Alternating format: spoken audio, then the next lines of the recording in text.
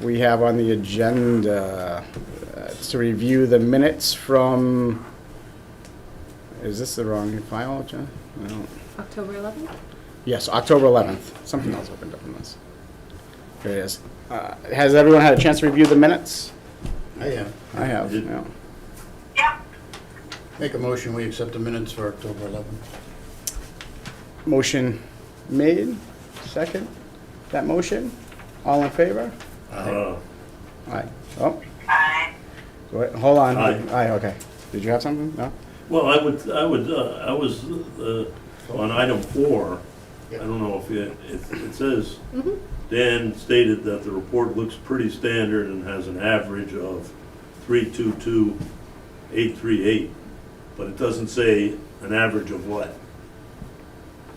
Amount transferred? I think it should. That was were you talking about the interdepartmental transfers? Yeah, it should say an average amount transferred over the years, Okay, but it's just it's okay the way it is. okay. We can, Make it a little It's clearer. not a full sentence. Yeah, we can. I don't often speak in full sentences, so I mean, that could be a direct quote.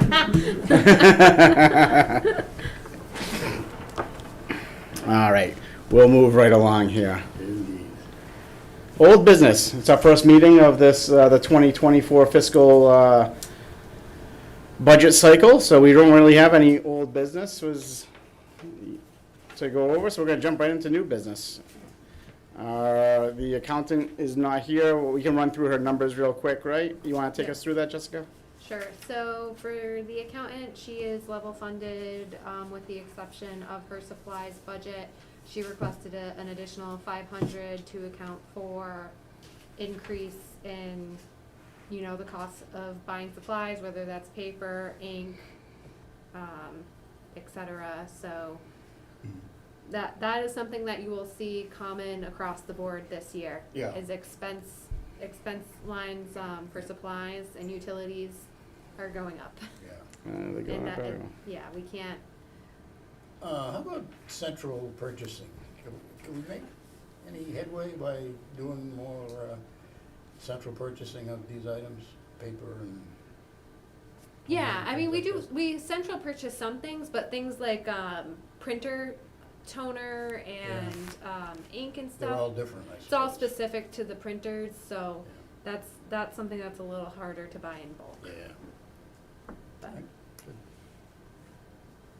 so that's what we have for. And of course, Jean isn't here, but are her hours sufficient to do the job and keep up with everything? Yeah, this year, she was doing 3 different communities. She still has Peter Sam, and she was working in Rutland as well. Right. But she also has a part-time assistant at about 10 hours a week. Right. So I think that 45 hours in that office works So well. we'll have free cash right away next year. We have the best treasure collector That's gonna help. in Massachusetts All right. who will help us. We'll wait for that. We'll wait for him to get on the. We're sitting that bar high for you. So. Okay, I'm good. Eric, you have anything with the Well, accountant? what you sent us doesn't have a fiscal 24 request. Is that? I did notice that she didn't add in the salary amount, but it's just level funded for the two employees. Okay. So I did add that in when I noticed that it was missing.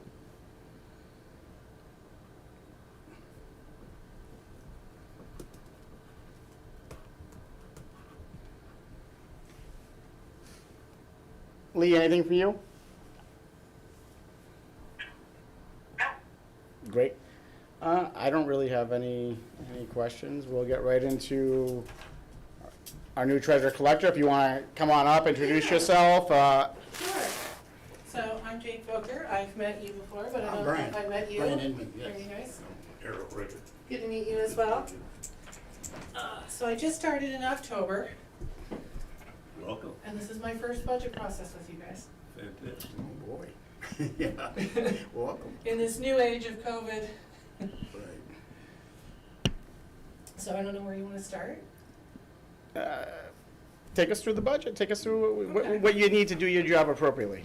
Well, Yes. I think for the most part, we can level fund things. I do anticipate on postage that there needs to be an increase there. As you probably heard, the post office just increased the stamp. They unfortunately follow the calendar year, which is right smack dab in the middle of our budget. So we're now dealing with the fact that postage prices have gone up considerably. Mhm. So we have a lot of bills. We've got over 4,000 bills each time we mail them. We do try to save costs by mailing twice a year. We are quarterly, but we mail twice a year rather than 4 times a year. We are looking at the possibility of using a printing company again, but we're not willing to sacrifice doing the twice a year versus the 4 because it's just so expensive at 60 cents an envelope right now to be doing 4 times a year mailing.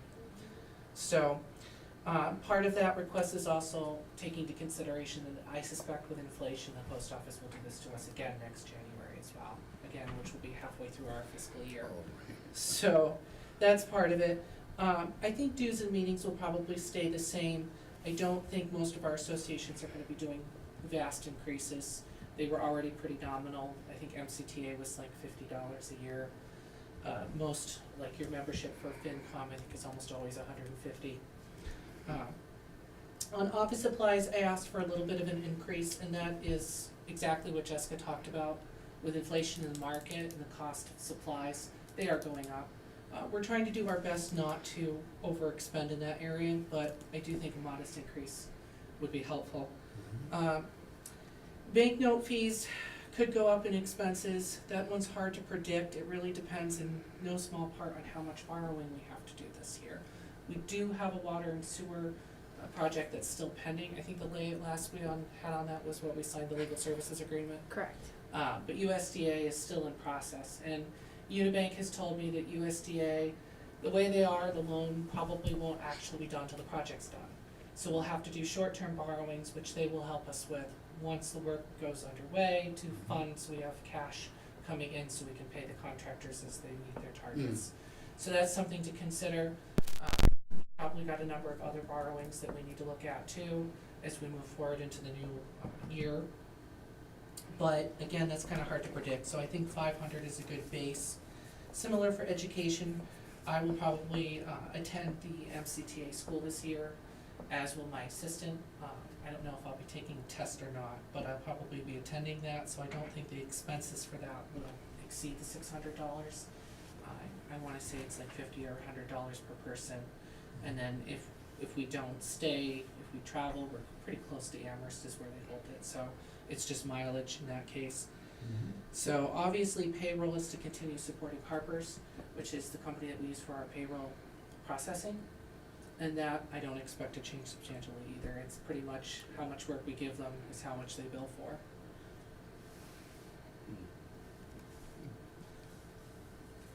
Tax title, I expect that to stay the same as well because right now I am pursuing the possibility of tax title sales. I'm in talks with a company called Talage, which buys tax titles off of municipalities. They have to pay us what's owed, the interest, the whole kit and caboodle. So it's not like a private entity where you might be selling the debt for perhaps less than its face value. We are not doing that. We would be selling it for what's owed. So, There's a whole legal process to get to a tax title auction, which we would be investigating doing. Looking preliminarily at our books, they think there could be as many as 35 possible things to acquire. But usually once they start digging in with their lawyers, that number dwindles a little bit. Most of the worst of our delinquent taxpayers are not economical to go after presently, according to them, because they have done they'll do research for you for free, basically, looking at it. One of them, like Apache, the land in question isn't accessible enough, would require building a subdivision road into it or buying more land for frontage. So given that it owes over $100,000 at this point, it's just not economical to take it. So we're still pursuing that in court, obviously. But hopefully some of those 35 will come off, and those will be things we won't have to pursue in court and we won't be spending legal fees on. Because most of them are already in court and we do have fees happening. what kind of total money are we talking about here? roughly? Oh, that's hard to ballpark. You're probably looking anywhere between a couple of tens of thousands to possibly on the very far outer end, 100,000. But at this point, anything we can get in, Yeah. and if we can get it in before July, it won't help this upcoming free cash certification, but it could help the free cash certification subsequent to it. Speaking of which, one of the things I'm trying to work with the assessors to do is to address something our auditors have talked about. We have excise bills that are hitting the 20-year mark. Once that happens, the odds, as the auditors say, of them being paid diminish substantially. In the meantime, they're on our books and they're counted against any free cash we might have, which reduces that amount. If we can write them off of our books, we can free up the free cash, but we're not actually writing them off for good. The person who isn't paid isn't getting off scot-free. They'll still have a mark at the registry. And at any point where they hit a Massachusetts aligned system or a state that has an agreement with Massachusetts, we can get them on that license so that they have to pay. The assessors just have to do a special thing of recommitting the bill in order for us to process the payment. But we don't actually lose it. We just take it off of the books so that our free cash is hopefully bigger as a result. So those are kind of my twin goals at the moment to try to achieve before July 1 in the hopes of helping our free cash for next year. With aged excise, 20 years seems quite old. Is that common? Most towns write them off. We should have them on a rolling basis so that every year we're writing off the age that we can. I think you only have to keep, technically, I think we only have to keep like the last 5 years. So once you're on that rolling basis, you're always kind of keeping within that rule. Again, once they reach that point, they become less likely to be paid. And it's not uncommon. Certain communities have it worse. Shutesbury, for example, has a lot of ones that last forever because you have college students who come from another state like California, or they're from another country and they don't pay the bill. They're long gone, the car's gone, nobody returned the plates to the RMV, and this bill goes on forever. It's a zombie bill and you can't get rid of it. So that's where the write-off helps you basically get rid of it. Okay. And in terms of the tax title expense, you allotted for 10,000. Yes, because if you look at, I believe, at least when I did the budget, only about half of it had been expended up to date, which is about on course. Yeah. There's, I don't, And it's because it's a rolling account, so every year what's not expended just gets rolled over to the next year. That's why last year we didn't add anything to the budget because nothing had been expended out of it prior. So we had already at least 10,000. I think it was a little bit more than 10,000, maybe 12,000. 13 that came into FY23, and that's what we said. With all of the transition going on and having an interim and everything, we were like, what they can do with $13,000, we'll see what they can do, and they've done great. But both Jake and Sarah have been working on that project. So And I think we can continue to do good with what we've got there. We Yep. might end up bringing a little bit of it to next year, depending on how things go. Okay. If we can reduce our overall number of cases, that will help too.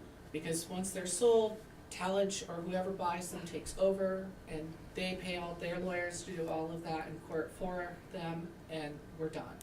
And that extinguishes the bill with our attorney, so we can do more. with the potential for up to $100,000, is that gross or net? I can't say, it's too theoretical at this point. Okay. We're only in the very beginning stages. Like I said, we just identified maybe 35 properties that will be of interest, and now those have to be vetted. It's probably gonna be less than that. Most of the juiciest delinquents don't qualify because the amount owed is either more than the property. We have one of those where the amount owed is more than the property's worth by our own assessed value, so it's not economical. Even if we take it in court, it's not economical. We can't sell it for what we have in it, no matter what. There's a couple of properties like that, so we're gonna have difficulty. There's also a couple that aren't worth our taking ultimately because they have problems. There's a dam that we don't want. There's a few other things that could bring liability or toxic soil. There's at least one property that we'd like to acquire because the person that owns it isn't cleaning it up, but at the same time, it would be better for us if that person just cleaned it up and made their taxes. So, there's a number of things. It's too theoretical for me to give you anything that you could potentially spend at this point. Okay. I know it's hard to hear, but we're just too early. If we were closer to the tax title sale, I'd have more confidence in the number, because I'd have an actual list of properties that have been put on a warrant with valuations. But until that happens, I just don't know. The other good thing about a tax title sale is it causes a lot of people to panic. And they come in and pay. Because I've got one case where there's a gentleman who's not paying his taxes, he's got a financial institution, they're aware of it. Usually they will step in and pay people's taxes because our tax lien is superior to their mortgage. But this bank is sitting on the fence. They don't really want to pay it, and he's got enough equity, so they're kind of waiting to see what we do, I suspect. If we put him on a tax title, they'll probably come in and pay it if he doesn't get his tuchus in here. So. And we're not taking, you're not taking like a hard nose stance, right? With this. do you mean? Well, tax sale, I mean, we're talking, the residents and the payers of the town. We're not going after anyone. I'm not gonna pull a Nancy Talbot and sell the whole lockbox and everything and send people with $700 bills to tax title. We're not gonna do that. What we will do for those sorts of people is work out payment plans as much as we can. We want people paying. That's really what we want them to be doing, and it's a lot cheaper than pursuing them in court. And they can redeem all the way up to the moment of the auction starting. So it's better to just get them paying sooner. That is my approach for the vast majority of people. But there are some tax titles that these people, like my gentleman at his bank, this person knows he owes taxes, but he kind of thinks the rules doesn't apply to him. And he's racked up a considerable sum of money that the town is owed. And so we need to do a little bit of enforcement to get some of those people to come in and pay. Because it's really not about the person that owes us $700 or $300 or $1,000. A lot of those people, they get a windfall, they're in here, they pay it off. They get their tax return or whatever. But the big delinquents, most of them are just not paying their bill. And they're suspecting we're not gonna enforce, because we have had a few years where we haven't really been able to. But we need to start enforcing, and that doesn't necessarily mean we go all the way to taking someone's house. Like I said, just putting it in the paper. I did a warrant just a few months ago on some people. That was the very first initial stage, and about half of the 20 people came in and paid up. Because once their names hit the newspaper, they were in here. And several of them are now being very faithful about paying their taxes on time, and 2 of them came in yesterday and paid their February taxes in full. So it does work. Again, we're not trying to be overly punitive. I've got more than 35 people I could be taking, but I'm starting with 35, and it'll probably be less than that. So, but this will put a lot of other people on notice. Okay, understood. And in terms of the treasurer account, either Jake or Jessica, you just want to clarify with everyone on the finance team how the reason that their account is likely to go over for the 23 fiscal? Has already gone over. On the salary, right? Oh, the overall, yeah, the whole account went over, that's correct. And it's because of our contract with the interim, who had a much higher hourly rate. Although we saved in not paying benefits for a while, it was more expensive than we were anticipating, so. So that's gonna be an overage on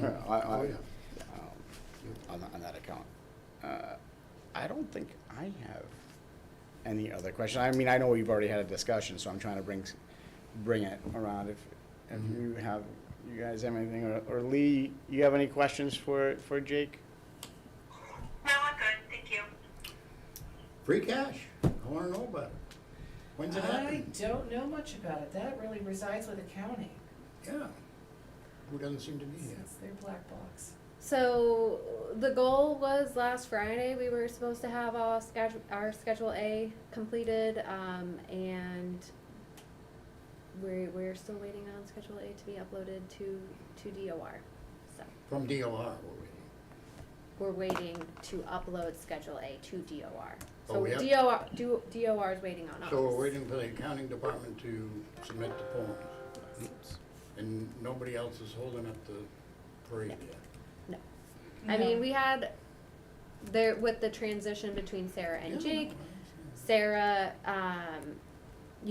she had a commitment to us to complete all of the treasurer side of things, but with the way that everything kind of fell. She took on too many new clients She at also the got sick time. at Oh, one point, oh. so Right. lost like 3 weeks Oh, into dear. probably COVID and. Right. So long and short of it is that we didn't get everything that we needed from the treasurer side until mid-December, And then we had to pause things to set the tax rate and get the tax bills out, Right. which cost us precious time. So Yeah. that's really, it's not anything on accounting side except the practicality of not being able to do it because other departments weren't getting things done when they should have.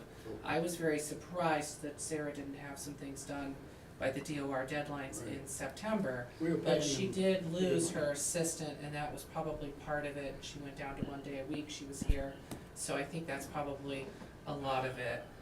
Sarah takes on quite a bit. One of the things I am in talks with the accountant about achieving is preventing something like this from happening again. There was no reason that my treasury reports shouldn't be done by the deadline, which is September 15. In New Salem, I do their statement of indebtedness, for example, and I have it done usually a few days before Sure. the deadline, and it's submitted, DOR can see that. Mhm. So, I intend to get back to that. Jean and I've already talked about the game plan of beginning some of these things much, much sooner, Mhm. and not waiting until as soon as the fiscal year is done, Amen. doing whatever we can ahead of time. But some things you have to wait for, so that does create a bit of a struggle. But if I can get what I need to get done on time, there's no reason why the accountant doesn't have sufficient time to complete what she needs to do before the tax rate needs to be set. Mm. So we can avoid a lot of this if we just get Treasury and Collection doing these reports on time. Good. And that is one of my big goals, aside from the tax title and the Yeah. write-offs. So, Good. That's what I want. I want everything on time. yes. Or close to it. And I understand why. You need the free cash. You need to be able to make decisions, and you're kind of in limbo without it. Mm. And it doesn't help that DOR gets mad if you're this late. Yeah, I'm sure they drag their feet now too, yeah. It's better to get in trouble with DCR. They send pleasant letters reminding you. DEP and DOR, not so much. Okay, that's it. Good. Well, so, Jessica, maybe this is for you, but we were 23,000 over because of interim 23,000 over. on the salary. I'm wondering, because you Right now? introduced Jake as the best Yeah, treasurer in right. the You got a lot That's to what live I up to. I think. You know, So that's I'm probably sure my that mother. you're, then now in your new request, you're good with that. It's not gonna be another, Oh, no, 20 next I'm year. happy with where the chart puts me. how'd we get you? How'd we get the best in the state? He loves Well, Barry. I worked for Barry a number of years ago. My mother was actually your interim treasurer for a while, Oh, Gabriel okay. Volker. I don't know if you remember her. No. But, yes, she's currently the town administrator in Orange and the treasurer for a number of other towns. So, but anyway, I was here right when the forensic audit happened, after the embezzlement was discovered, and worked for the town at the time and loved Barry, but I ended up taking a job in another town. And I was there for 8 years, and one thing led to another, and I came back to Barry. So Oh, good. 8 years later, here I am again. Ah, nice. And I can say that I took a little less for this job because Barry was a good job, it was a good opportunity and a good town. Mhm. And I wanted to be back in this town. Yeah, nice. Lots of challenges. Oh, there certainly are, but you know, every town has that. Yes. Every town has that. You guys are better off than, I worked for the town of Dunstable for 8 years, and I can tell you they could never get their stabilization over $500,000. You guys have a lot more money in stabilization, which makes DOR happy. Oh, I We know. don't want anybody spending. Oh, but I think somebody already has some plots, some designs. Everybody wants to spend stabilization. Yeah, right. No one wants to save. No, and I tell people stabilization can be used if you use it properly. If there's the ability to have free cash and the ability to say, we're gonna spend some money out, but we're gonna put money back in. Like Yeah. New Salem does this. They have like a fire truck stabilization. So every year they put a sum of free cash in it, they build it up, and when they buy a fire truck, they pay off as much of it as possible Makes with what they sense. have. This is a method that a lot of towns use, and then some towns like Dunstable just debt exclude everything. Mm. Just debt excluded, fire truck, highway, anything and everything. And debt they get the excluded. vote. And they get the vote. That's interesting. So every community does it a little bit differently, so there's always gonna be challenges over what's unique. Great. Well, if there's no more questions for Jake, we'll move along. Thank you for your time. Yes. And we appreciate the insight and good luck.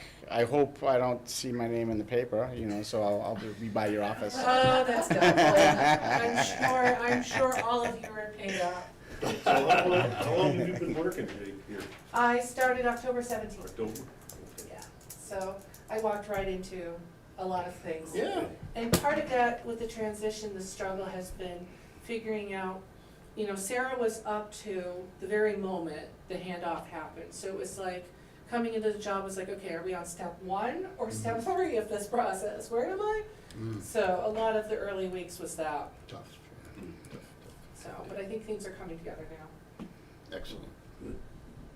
Good, thank you. All right, thank you, gentlemen. Thank you. Thank you. Thank you. Bye, Jake. Thank you. All right, let's see where we're at here. Is it the ZBA? Is that what we're on? Conservation? We'll go with Conservation Commission because we have, Lucy, is that why you're here? Yeah, might as well. Historical Commission. We're going to the Historical Commission. That's right. Is that, did you want me? Sure, come on up. Come join us. Well. If you don't mind, I mean, you can sit back there, wherever you're more comfortable. I want to bring a breath of fresh air because I believe that I have the easiest budget request for fiscal '24 that you're going to get, which I believe is $0. Is that right, Jessica? Yes. So, to make up for that, I'll give you paper, and thank you for signing my, Where is- Thank you for representing us. So, what I would like to say is that although we don't have a formal budget for fiscal '24, it does not mean that the Barre Historical Commission will be quiet or silent or not acting. We have been inactive for the last couple of years. I'm sure you're aware that Lester Paquin was the chair of the Historical Commission and he died in March of 2020. Every other member of the Barre Historical Commission, past or present, is dead. We now have 3 members who are living, and we have, Really?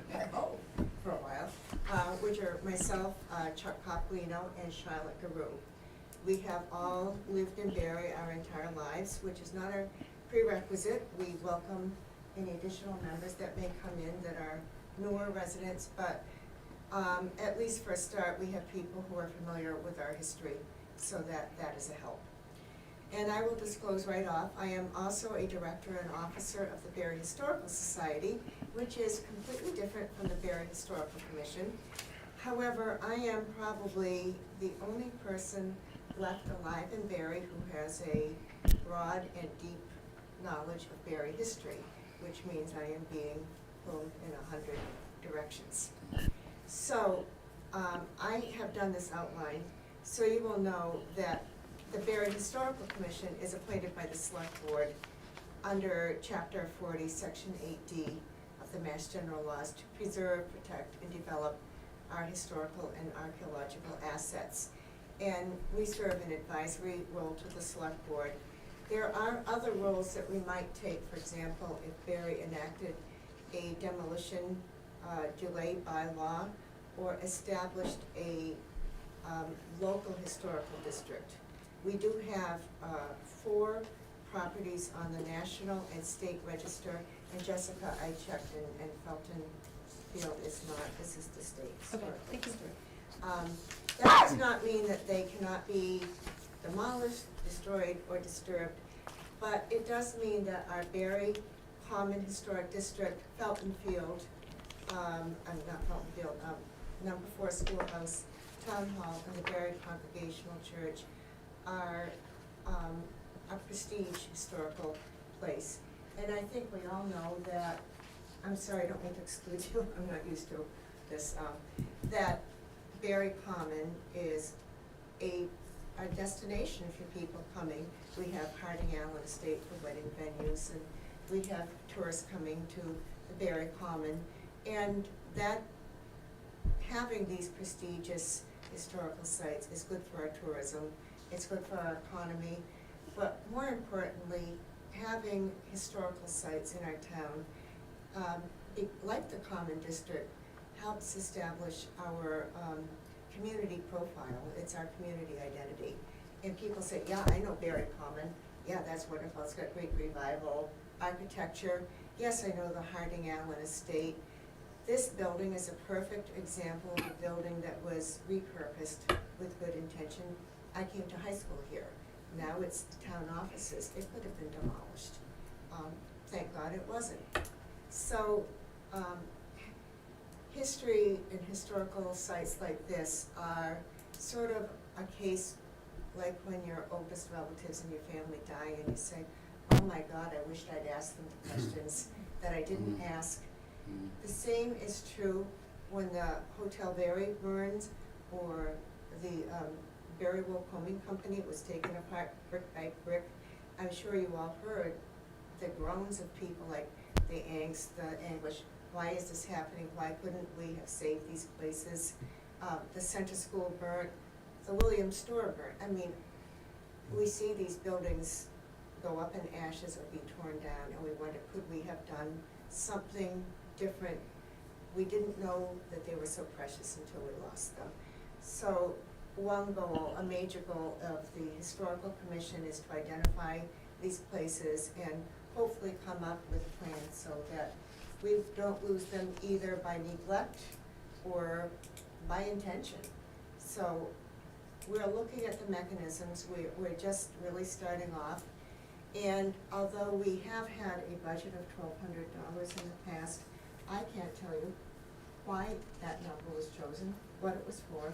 And so Jessica and I had a discussion the other day. We will have some needs that we hope can be met by other means than having this number that I don't know what it means in the budget. Just if I can interrupt, that 1,200 was for the memorial sign around town. Well, that's what we were discussing. Yeah. But of course, thank you for a historical note that's not in the Historical Commission files. We do. It wasn't recorded at all. Well, I don't know. I don't have, We don't have a file. I have some files. Hmm. I don't have any budget files. Right, okay. I will say that Lester and I worked very closely on some projects of a historical nature, Mhm. and I did a lot of the research. But in terms of administration, no, I don't know what that 1,200 was for. And the primary focus in the past years was on the rehabilitation of the Barre Common, preservation of Barre Common, which is obvious a highlight of Barre. But it is certainly not the only highlight, and our current Barre Historical Commission wants to make sure that all parts of Barre are fully represented and preserved to the extent possible. And actually, the state recommended that the South Barre Mill Village be put on the National Register back in 2008. Obviously, the mill is gone now. There are still parts of that that might be eligible for putting on the National Register, something we have to explore.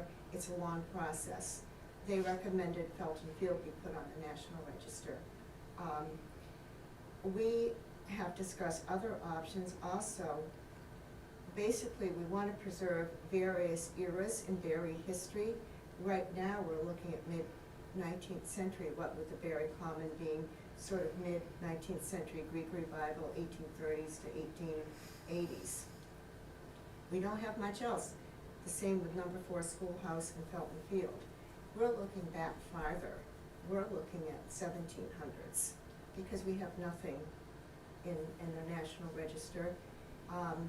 And probably some of you know that Barre has a very unique role in the Black history of our Commonwealth, in that Quock Walker, who was brought to Barre as an enslaved person when he was a baby in the mid-1700s, is the person who is responsible for freeing all enslaved persons in Massachusetts in 1783 through his legal actions.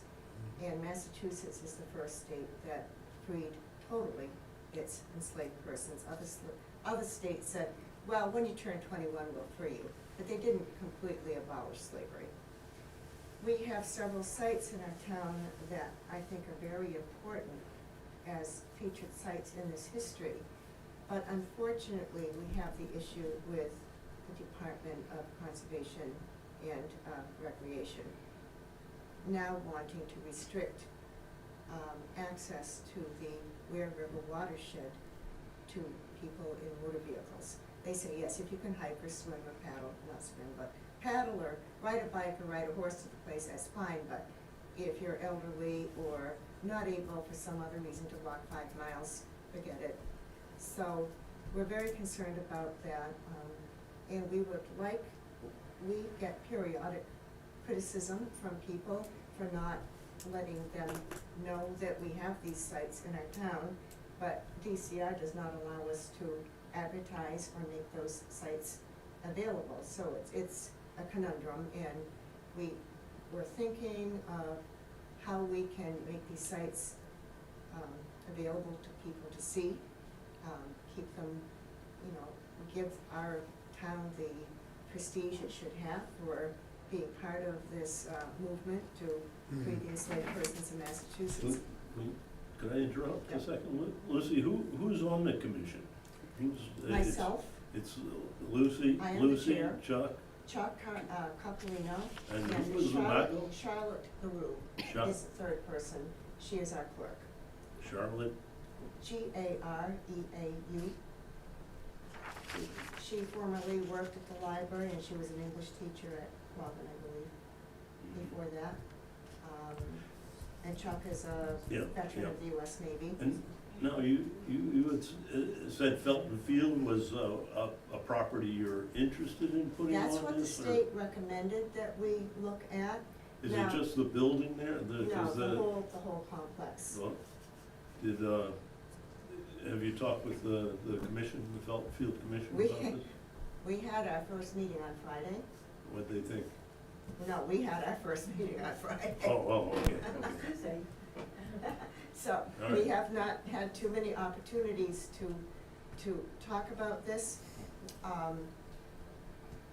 I will say what our plan is to do what we can in this fiscal year. We have $1,200. We feel that creating a website, an email address that clearly says Barre Historical Commission rather than my personal email address, and putting information out about what the Barre Historical Commission is and does is our primary objective, so that we have already worked with, I have worked in the past with the Cemetery Commission, 9/11 Memorial Development Committee, and several other town committees, on things that need to be done historic-wise. We feel the next step is to increase our inventory of historical properties, which does not go through anybody. It goes to the state through their mass cultural inventory database. Yeah, and it doesn't matter if it's a so this is not necessarily a building, but it could be We're the looking field at- itself or the We're common looking, itself. we're looking at stone boundary markers, which are very important. They delineate our diamond outline, our junctions with other towns. Actually, the state wanted us to get a consultant to do that. I've already done the work, so I convinced them that we basically can do this. We're looking at adding like the World War I monument in South Barre. These are not complex items. Now, if you wanted to put a house and had to do a whole house history on this, it would be a different question. If we want to add a property to the National Register or State Register, the Massachusetts Historical Commission requires that we go through a consultant. They have a matching fund program, but the minimum project cost is $15,000. So we would have to come up with $7,500. So our first goal is, hopefully, we've got the 250th anniversary coming up next year. And we hope to come up with what historical markers need to be replaced and new ones, the ones for entry into the Barre Commons, saying this is on the National Register of Historic Places, and getting those funded by some means before, I think it's September 2024 when the Yep. Yes. big doings are. Yep. coming up. So we're kind of looking at that as our first goal. But in the meantime, also working on getting, maintaining access to our historical assets within the Ware River watershed. Because if we lose access to those, I will tell you right now, I have photographed the state destroying stone walls and other stone foundations of our assets. And they feel absolutely no obligation to maintain those, even though that's in their agreement that they're supposed to do. So we're very concerned about that. That's almost a quarter of our land. And it's where our town started, you know, the development, like the Caldwells and all that, right there on the Ware River. So it's a concern for us that we're pursuing, but obviously we don't have control over that process. We can only participate. So I just want to clarify, you have the 1,200 for this year. You're not asking for any money for fiscal '24? Not through. Not through. this Not through the budget. town, not through the town, or not through the town budget. Right, operating. But you highlighted some expense items that you, so I'm curious why you're not asking for $1,200 in your budget to cover the cost of like website and. Well, hopefully the website will not cost anything. No, that's something that would be under our website that we already pay for. Okay. Yeah, that wouldn't increase any expenses. And in terms of historical signs, we did try to get vendors and try to get costs. The only sign maker we found that has done them in the past is out of business. So we have not been able, I went on listserv through the Massachusetts Historical Commission to find other sources of vendors, and nobody has one, and they all just said, if you find one, let us know. So this would be We have a no- brass I have plaque? no idea. I mean, I can't get any information on what other towns are doing, or some have just done wooden signs, which I think is a waste of money, because they just warp and split in a couple of years. So. Now, what that's about why what about the signs that we have? What are those, like a cast they're brass? cast steel and they're Yeah. embossed. Yeah. I think those are done in the 1930s, some of them. And those aren't made anymore, or? No, that company's out of business. Okay. So we feel that's a high priority, but in time, I have no idea what $1,200 would cover on that. Right, so. Probably 2 or 3 signs maybe. Right, so the conversation that Lucy and I had this week was essentially, one, we wanna create a database of what signs we have, what signs we need, and then find a company that can make the signs, and then get a quote. Okay. And then we talked about some different ways that we could fund it. The Barre Charitable Savings Foundation, they are very generous in the community, so I think that, and this would be an ideal project for the type of funding that they provide. I just want to make sure we're not doing the commission a disservice.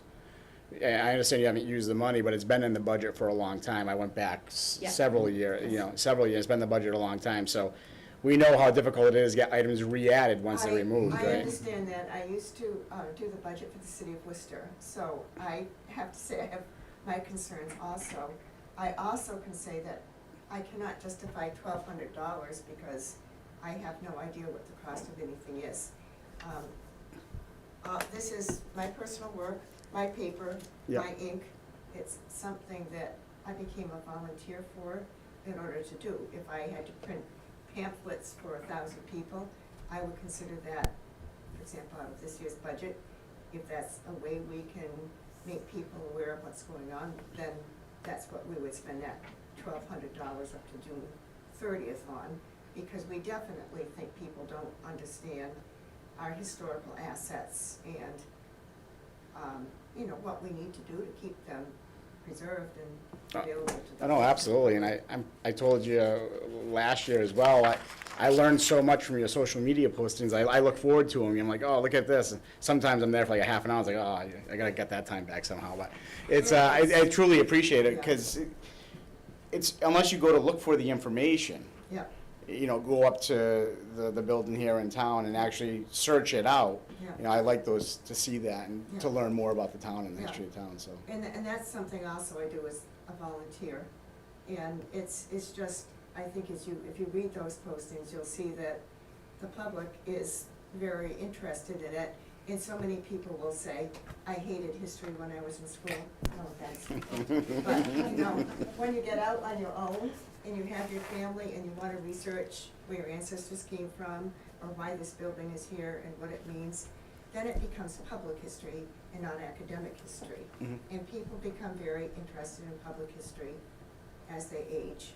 And that's what we're looking at here is public history, the history of this building, why it's here, the history of the center of town, the history of slavery in Barre and how it was abolished. And it is extremely important. How we get that out, how the commission works is something that we're still working on, and we've got 3 good people on it. We hope to get a couple of more, younger people that will do a little bit more of the field work. Absolutely. In terms of the DCR issue you brought up, how many areas have you identified that have historical significance within their properties? Well, if we start on the far western verge of the watershed, going out Gilbert Road, which also goes along the rail trail, the Prince Walker Burial Ground is actually owned by the town of Barre. It's like smaller than this room. It's surrounded by DCR land, which is one reason that we're contemplating possibly putting it on the National Register, because the owner of the property has to agree, and I doubt DCR would, but they don't own it. And that includes, what's very interesting, is it's got this area of a person born into slavery, who then got out of slavery, bought his own land from the man that used to hold his family, or his descendants in slavery, built a house, had a farm. His children walked down Gilbert Road to the schoolhouse on the edge of what's now Route 62. Later on, the railroad came through. You have the Harwood brothers doing forestry. You have, over on the other side of Gilbert Road, the old mills where people sawed that lumber into, or sawed the trees into lumber. You've got a continuum of history from, 1800 up through 1900. We'd like to consider having that as a historic district.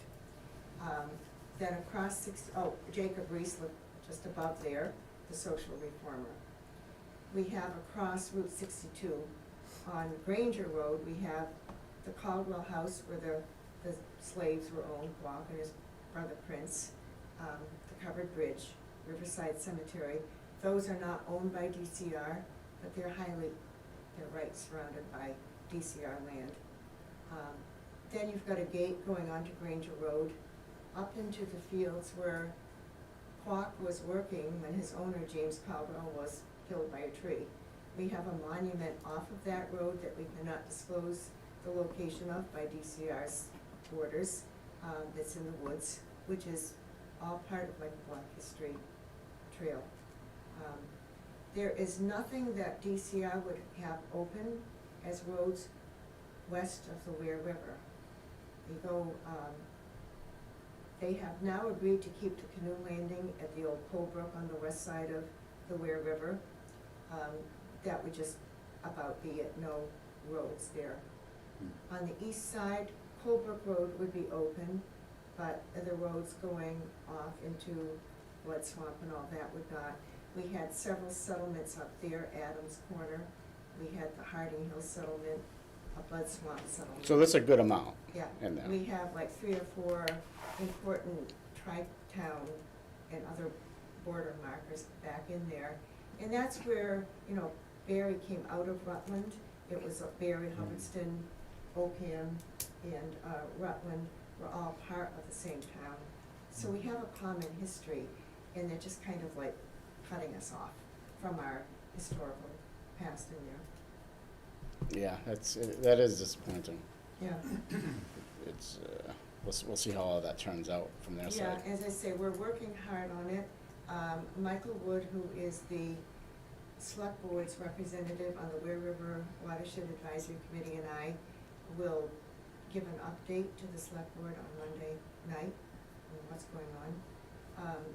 DCR won't let me attend meetings on road access because I'm not a sportsman, and they will only talk with sportsmen. I do have a fishing license, but You can borrow my sportsman's license, you know? Really, they actually said that.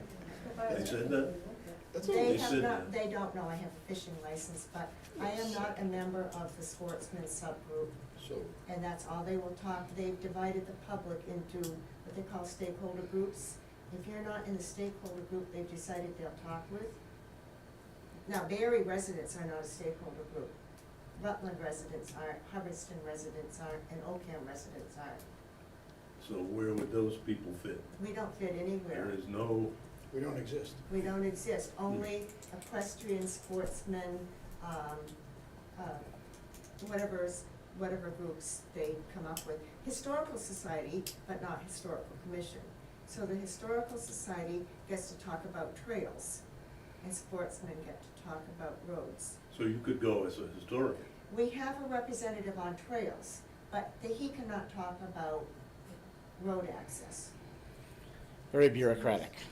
It is discriminatory, because these lands are supposed to be open to the public and not to special interest groups.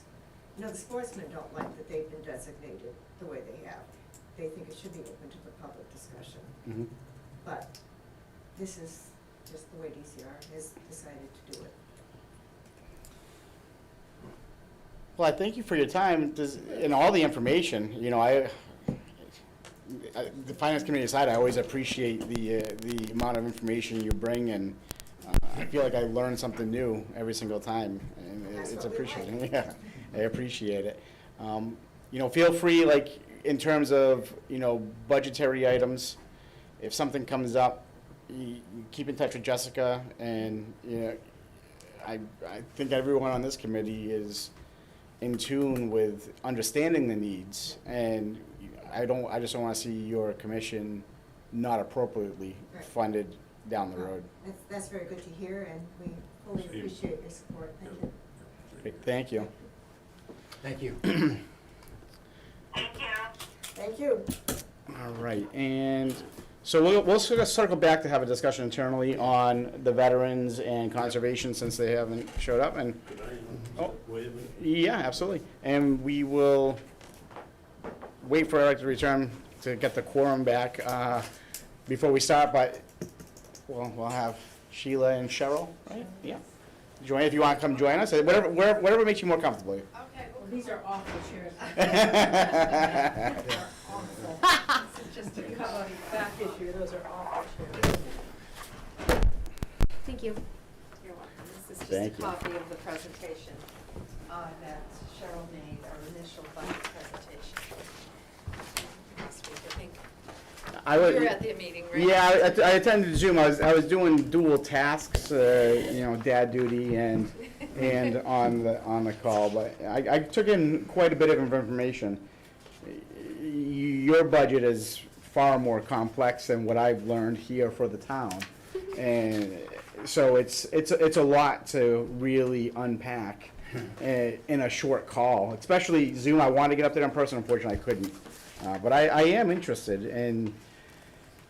You know, the school's the largest expense for the town, and probably one of the most important, if the most important expense for the town. So I'm glad that that you reached out and we're having this meeting earlier, and hopefully collaborate as we go throughout the entire budget cycle and get to where we need to be, so it's beneficial for everyone. Right, and that's our goal too. We want to, you know, we do want to start the discussions as early as possible. So in some ways, we feel like, you may not feel it's premature, but in some ways, we don't have all the answers yet. And so, I think the idea of ongoing discussions and ongoing updates is really what will make the process as transparent as possible and help you have the information that you need and us to refine the budget as we gain more and more accurate information about what it's actually going to cost us to operate the schools next year. So Cheryl, do you want to just give an overview, or this is a lengthy presentation, so I don't think, you probably don't want the whole overview, but,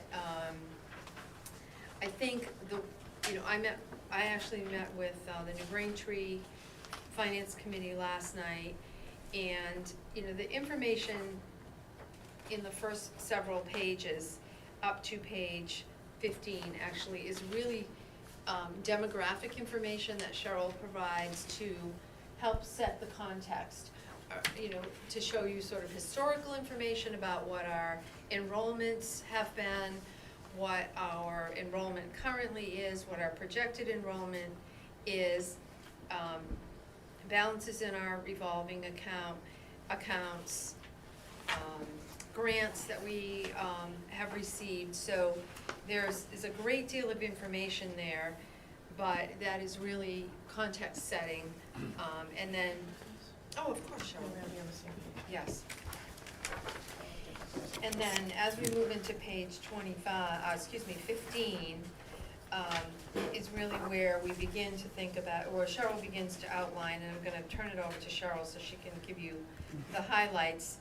Sort of what are we starting with, how are we thinking about the FY24 budget? So Cheryl, do you wanna? Sure. First, I want to say that this isn't going to be a conversation like your last three, because our membership fees go up, our software licensing goes up, all of those things that we use software for, all those maintenance fees always go up. I don't know how she's getting them to level fund everything. I do whine when we get our increase for either School Spring, which is our recruitment software and our job posting software, or my accounting package software. I call and start complaining. School Spring keeps raising it 8% every year, but their website has not changed at all. They haven't made one improvement, so I'll whine and say, you know what, I'm gonna go get you somebody else and they'll reduce it. So I do play that game, but they all go up. I tell Sheila all the time, at some point, we're not gonna be able to afford anything because of all the software we use. Yeah. No, Which is we're to pay headed those- in the same have to pay direction. those fees and we won't have any money to do anything else. So there are some assumptions that are made when we are this early. We build a budget. We don't know what our revenue sources are. We don't have a target. We build a budget of what we need and we go move from there. So the biggest part of our budget increase this year is most likely going to be our salary increases, because we are negotiating right now. We started today. We have 6 bargaining units that their contracts are up. We had very low COLAs during the COVID years when we were one of the first districts back to school, and we had all of our kids in elementary school in school every day. So they're coming to the table. But what we have done is we've taken the amount of money that we are hoping to have for negotiations, and we've put it in one account. In years past, we have put them in the individual accounts, and people realized how much they could figure out what we were putting on the table. So we don't do that anymore. So you'll see a lot of salaries are level funded, especially if you are in a bargaining unit and you have steps. The steps are there, but the COLAs are consistent. All the administrators, it's last year's salary. That's not to say that's where it's going to be, but we haven't made any assumptions as to where those COLAs will end up. We have a number of positions. I'm going to just jump ahead to page 17 at the bottom. We have a number of positions that will be open due to retirement, but we also have some positions that are open currently this year that we have not been able to fill. So we have over $1.1 million in positions that will be either open to retirement, or we have yet to be able to fill them, and we're going into our final trimester pretty soon. We also have a number of requested positions. We're not sure where those will end up by the time we finish. There is like a rationale for those positions listed there, but it's $500,000 in new positions that would be in the budget. Yeah. So when you have an unfilled position, and then like you end up with a surplus at the end of the year, that goes into like a free cash style account? Yeah, ours is called E&D. For a E&D. regional school district, that's what that's called. Okay. If we have excess money in the budget, that will fall to E&D. If we have additional revenue that we weren't projecting, that would go to E&D, kind of happens to your free cash. Okay. That's just a return for a regional school district. So we also have a number of capital improvements that we would like to address next year. One is something that we really have to consider, and that is our chiller replacement. A few years back, we had to replace our chiller tower on the top of our middle high school building. Well, now the chiller itself is leaking, and if we don't do that, we can't regulate the heat in the middle high school. We have a quote from a company who has been doing the repairs of over $400,000. That is, it's in the number right now to bring attention to it, but that is something that would be, asked as a capital warrant article for each one of the towns, and we would most likely borrow for something like that. Sheila's gonna talk about another project that, and we might couple together and ask for borrowing for. But that's something that if we put it off, we may have to close school because we can't regulate the heat in the building. So that's something that We don't want that. we really, no, I know we want kids in school.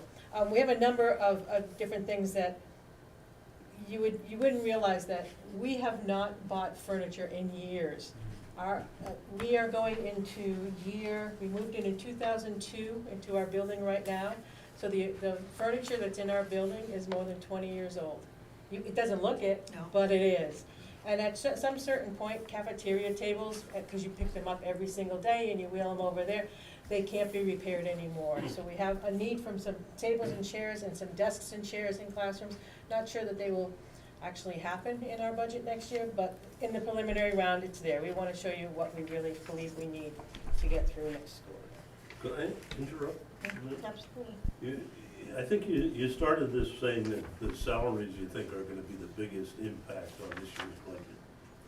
I think that's. Because they're not known, for the last 2 years in And then- building the budget, those salary increases were known. And then, so I understood that right. And then you have this $1 million for retirements possibly, and you have requested positions for next year, $500,000. Well, the So million now one, these- the million one is These in the budget. ideas, these were just possibilities that you're working with. So. They're not they're not, Those are actual. The retirements are actual. Those are people that have put in, so this chart on page 17, yeah, these are positions that are funded in our budget this year that will be open next year, unless, other than those, maybe 3 that I have are unfilled at this point. Those people are retiring, and we most likely will need to refill all those positions, but that's part of our budget number to begin with. okay. The next In chart, this the year's next chart. budget. Okay. It's in this year's budget and will likely also be in next year's budget. Okay, And if we have a position that's open due to retirement, an outgoing teacher that's retiring maybe in the $80,000 salary range, we budget in the 60s for the new person coming in. We don't carry that $80,000 I understand. salary. The next chart are new positions that would absolutely increase our budget if we were to go there. Okay, so these are all ifs, these are ifs. You think overall that's gonna be the biggest issue in the budget, but, and then it's an if right now. Yes, Okay, yes. with you. Thank you. Do you want to talk about the bleacher box? So before we leave page 19, there is, we have begun to work on a fundraising project for our improvements to our press box on Alumni Field. Well, actually, we don't have a press box, so we're not trying to improve it, we're actually trying to add a press box on Alumni Field. I brought just a little brochure, just so with some images on it, so you can see what our current facility looks like. This is one of our fundraising brochures here. Sharon, do you want to hold it? I brought this to the attention of the select board a few weeks ago. What you see here in the top left is the actual image of what we're currently using as a press box. It's a set of scaffolding right on the side of the football field or the alumni field. It's safe, but it is at times unsafe, and we're not able to use it. If it's high winds, we're not able to use it. There's a variety of situations in which we're not able to use it. Along the right side of the paper, just for comparison purposes, we have images of neighboring school districts and what their press box and athletic facility looks like. Some of these are older structures and some of them are newer structures. What we are hoping to do is to, and right in the center there is that drawing. that is what we're hoping to accomplish with this project. What we currently have are 8 sections of bleachers, and they're 6 levels high. But they're they're not very steep, and they're very difficult to view a game from. We would remove 2 of the center sections and add a 15-row section of bleachers with a press box on the top. We started talking about this pre-COVID, and when COVID hit, we decided this is not, we have other things we have to pay attention to. So we put it on hold, but now we are beginning to hope, we're starting to raise money. We're hoping to raise a significant amount of money. To date, we've only been able to garner $7,000 in donations, but we have a committee that actually includes folks from 6 decades of Quabbin athletics working on trying to fundraise, get the word out. So we're hoping that we can fundraise a significant portion of the cost. We don't know exactly what it will cost. When we had the price pre-COVID, what was it, Cheryl? $180,000. We're guessing it's in the range of $300,000 to $350,000 now, but we don't know. We haven't pursued additional cost estimates, but we will be doing that. And we do anticipate that we're not going to be able to fundraise the entire amount. So when Cheryl talked about potentially asking the towns to put a warrant article on for the chiller tower, the cost of the chiller tower, for us to allow us to borrow money. Depending on where we are in our fundraising activities with this, we may think about coupling that with the warrant article for borrowing for the chiller tower, to see if we could borrow money to complete both projects at the same time. I'm only bringing this to your attention because if we were to get to that point, we sort of want to start to talk about it now, so you can, so you'll be aware of why we're thinking about this, what's important about it, and so it's not currently, aside from the chiller tower, so the chiller tower is currently in our budget proposal, as Cheryl said. This is not in our budget proposal for this year. It's just something that's, we want to bring to your attention if we are to, if we decide to move forward and ask the town to put it on the warrant for borrowing. So, Who climbs up there? The press. the coaches, The camera?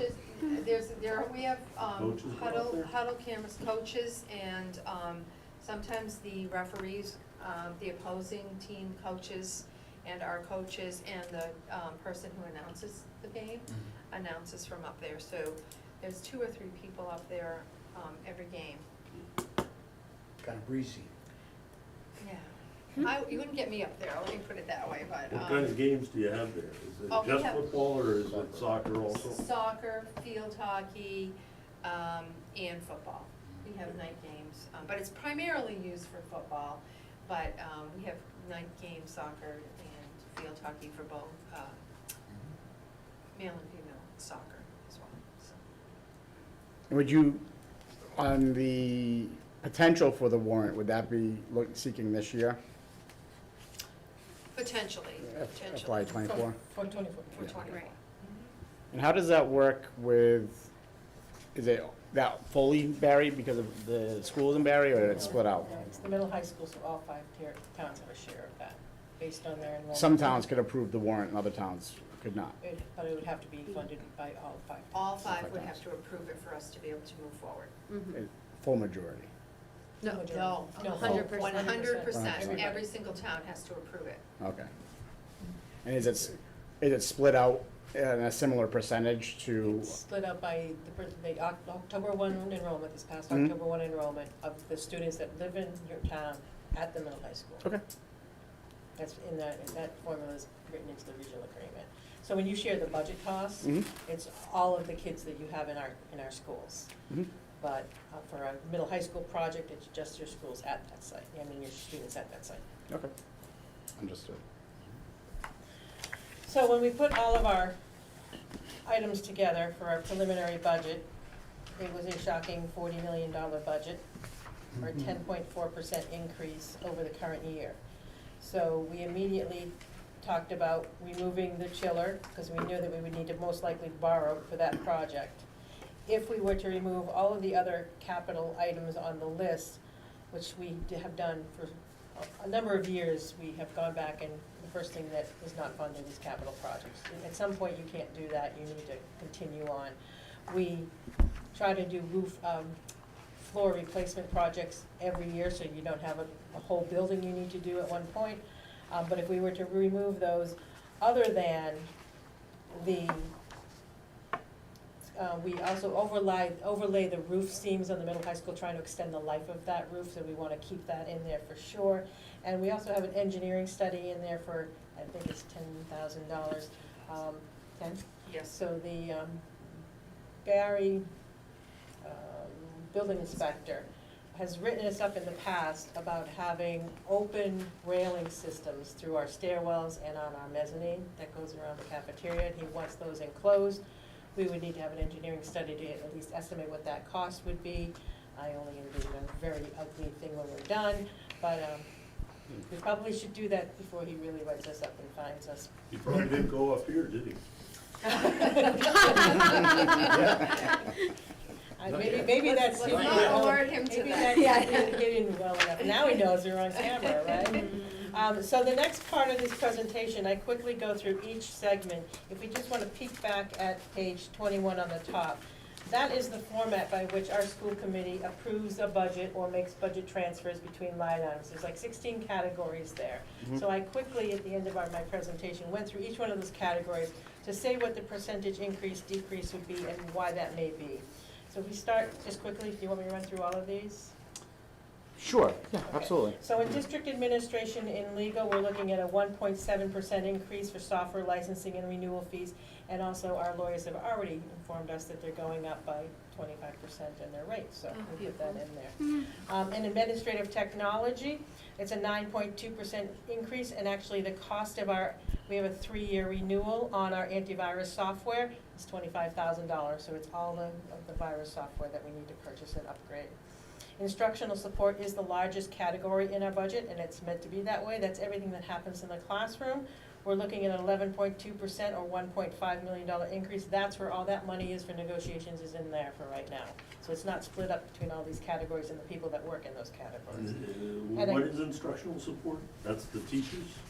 Everything that happens in the classroom and with the students. Teachers. So, well, it's more than teachers, but let me. Yeah, it's more. Teachers, more than aides, teachers. paras, right, all that. Not only salaries, but the expenses as well. So if you look at it online, or all of our reports are online, and it actually has a little graphic on how do you read our reports. We have a line item budget. It's a 30-page spreadsheet here. Yeah, I see that book is. The line, this is actually our line item budget right here. It's 260 pages.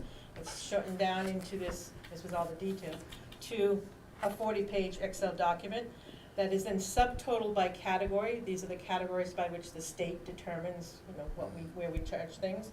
It subtotals here, and then it'll roll up into this report here. So all of those details. So just to go to instructional support, you'll see that starts with the principals in the building.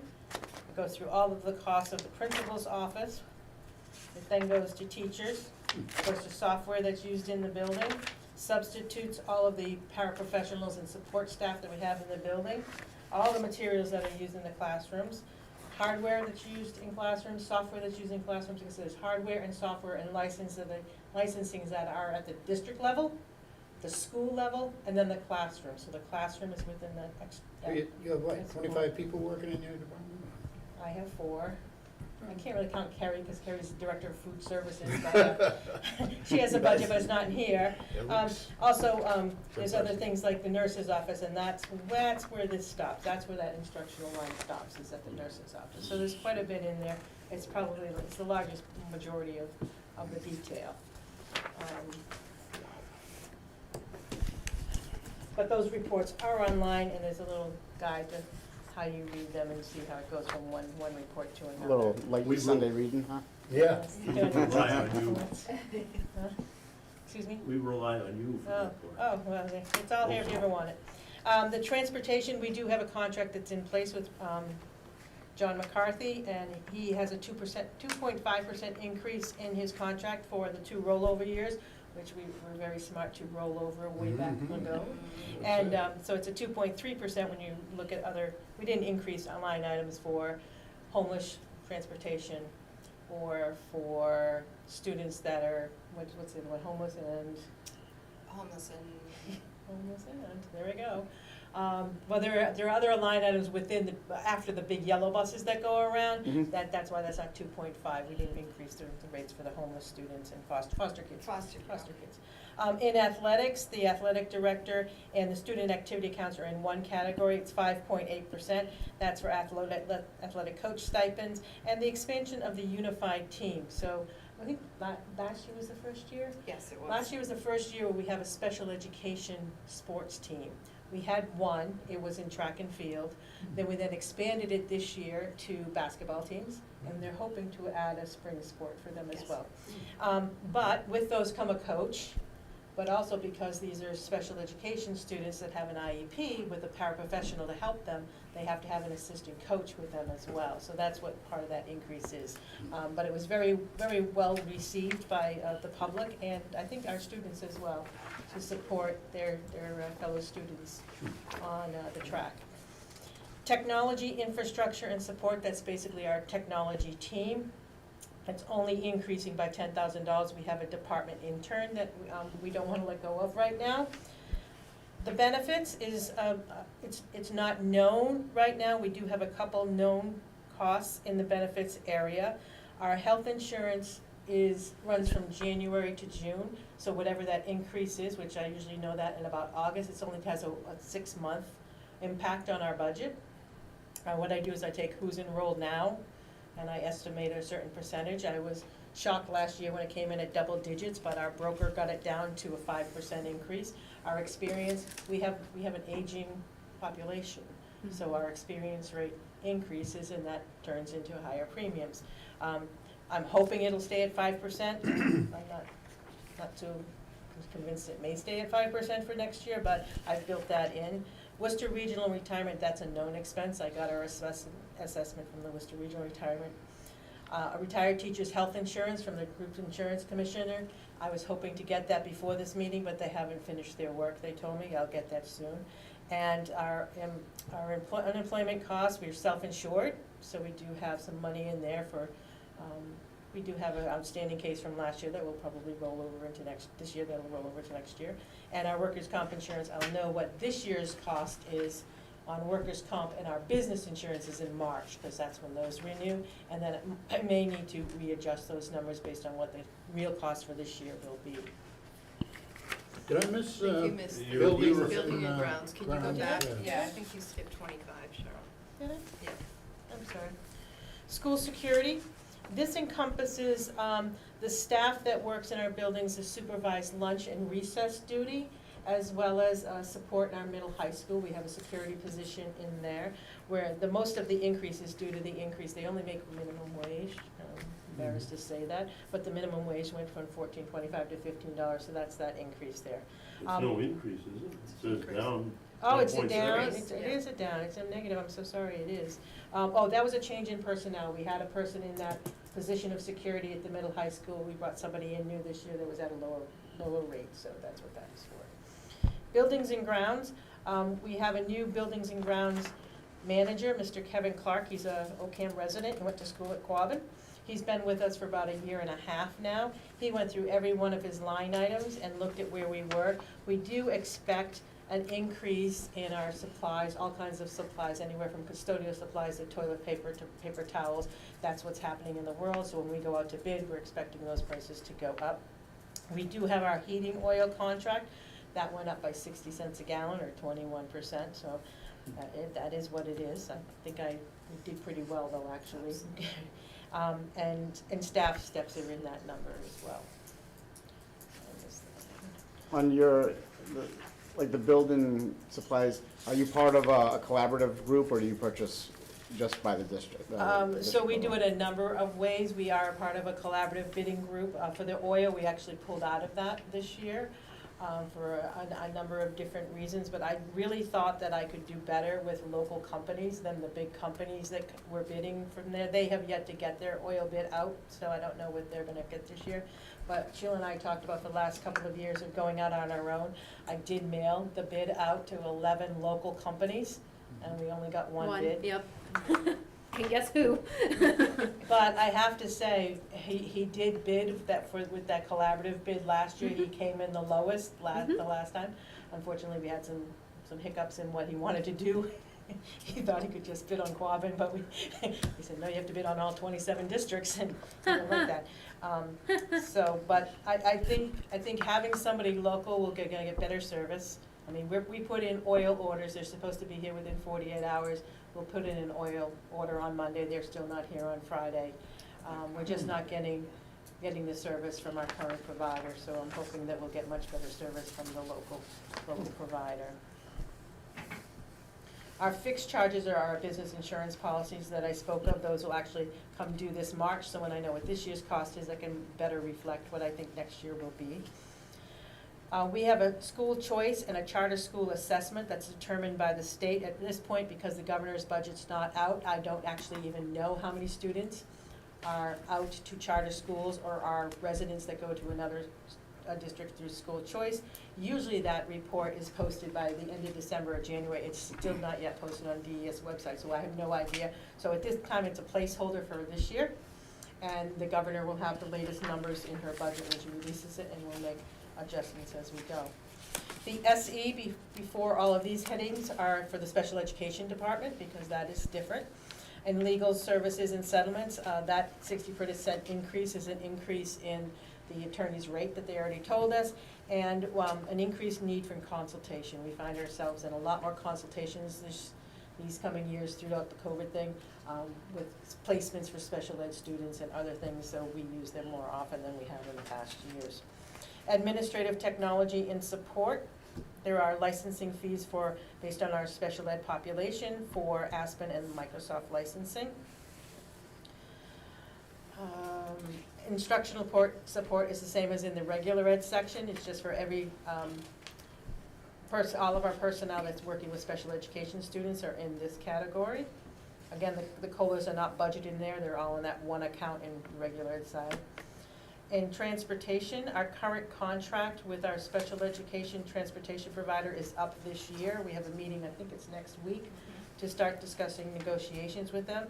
That's been very difficult for us this year. That company can't get drivers. We've got kids that can't get to school on time. So we're gonna hopefully have a long conversation with them about, like, what are you gonna do for us next year? Unfortunately, there aren't a lot of van companies around. I think that's a common problem. Yeah, it is a common problem for a lot of districts, and we keep joking with John McCarthy, when's he gonna get his fleet of vans, because at least we'll have some competition in bidding for it. But right now, he has a few, but not enough for what we would need.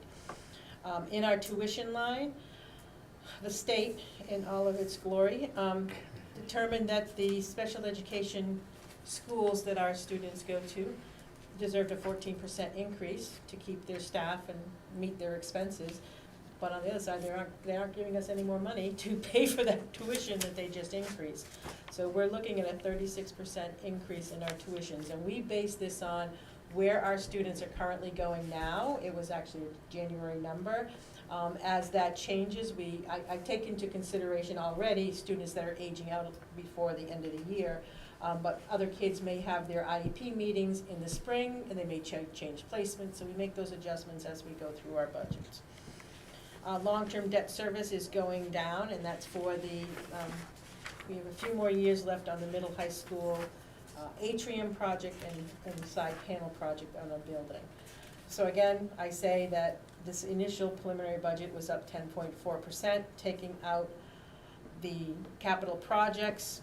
We brought it down at 8.9%. We still know that that is incredibly hard for our communities to handle, and hopefully we will know sooner than later what the governor's budget is going to be. We were told initially that she most likely wouldn't release the budget until March 2nd because she has extra time being a first year governor, but we believe that it's coming out earlier now, so we're hoping that we'll know, at least have an indication of where our aid will be for next year. We fully believe that we'll be funded at the minimum aid because we had a reduction in residents, again, school-age residents. So we're just hoping that whatever the Student Opportunity Act brings to the table for next year will help to relieve some of our hold harmless debt that we have built up over Yeah, the years. could you explain that one more time? That- Well, I have to tell you that about maybe 8 years ago now, when Maureen Marshall and I first heard the term, we said, what the heck is that? Yeah, What the heck is that? sounds confusing. So what that is, I believe I have a graph in here, right, Sheila, with the population? All right, so if you go back to page 11, this is a historical graph on the resident enrollment, and that's the aid that we get from the state. It's based on the Right. residents that are in our school on October 1. You'll see back in FY '04, we had over 3,000 students in our district. And look at the decline. So the Chapter 78 is based on the number of students you have. Right. As that enrollment goes down, they don't take Chapter 78 away from you. They at least level fund you or give you minimum aid. Over the course of time, minimum aid has gone from 15, I think it was $60 this year, right? But that was the first year it was ever up that high. It's usually 15, 25, or $30 per student. There was been a couple of years, and I have a graph in my other presentation that shows where we have been in the history of that. But they always give you at least what you got last year, or a little bit more. Right. They don't take it away. So the But- more kids you lost over time, and they didn't take the money away, somewhere around this spot, Yeah. they said, oh, by the way, that's called hold harmless debt. So we didn't take it away. We're overpaying Yeah, you. we're overpaying you. We didn't take the money away from you, so now you owe this to the state. I've been doing this Well, how- job for 26 years. I tell you, when Maureen and I both heard that, we go, what the heck is that? How do you When make did that up then? They made it up. No, I mean, how do you make up? Oh, how do we can't. make That- it? You can't really, number. you can't. No, you can't. But with the Student Opportunity Act, which raised our foundation budget, that's how they determine how much you should be Right. spending on education. They have certain segments within there that they significantly raise the aid to help support those areas. Right now, it's the low-income students and the English learners. So the cities are getting a lot of Yeah, they're money. getting millions They're and we're getting getting millions. thousands. They're getting tens of millions of Mm. dollars in this. Mm. But we're getting some, but right now it's paying off that debt. Right. 3 years ago, 2 years ago, 3 years ago, our debt was $5.6 million. Then we lost like $2.3 million because the Student Opportunity Act Oh, my. put money in the formula, but not money in our pocket. Right, we don't see the money, but it does close that It debt closes gap. the gap. So our plan, beginning 2 years ago, and we started getting ESSER money, which is like your ARPA money, Mhm. we have a plan that we are using it sporadically over a 3-year period so that we are hoping that we come out of hold harmless debt by fiscal '26. And then we'll get additional state aid. And our That's what we're ESSER hoping. money will carry us As long as the through. students don't go down. Well, yeah, in we were that kind of period. shocked. We actually had an increase in Yeah, students I see that last year, little and we bump. we lost 25, and you wouldn't think 25 is a lot, but multiply 25 by 19,000, Yeah. that's a lot. So we just kind of added to our debt before, Mm. yeah, so.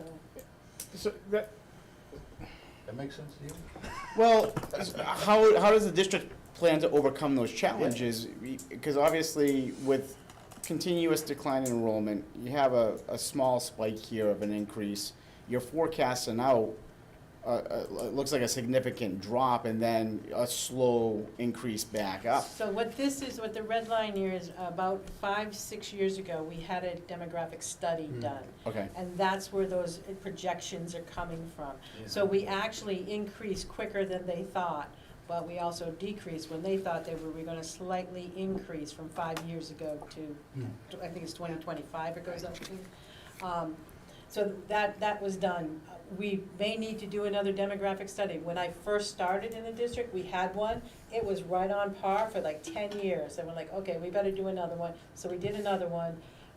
It might be time to do another one. But what we did was, luckily, we got all that federal money and state money to help us bridge that gap. Because those cities, like Lynn, that got $11 million from SOA, also got a lot of money from ARPA. And so they got like the double whammy of cash flow, when we weren't there. But we're expecting that FY '26, we'll see the full impact of the Student Opportunity Act, and we will get that Chapter 78, that right now we are filling that gap with ESSER funds. And what do you anticipate? That's 2 fiscal years away from the cycle we're proposing now. What do you estimate that's gonna do for the districts in terms of funding?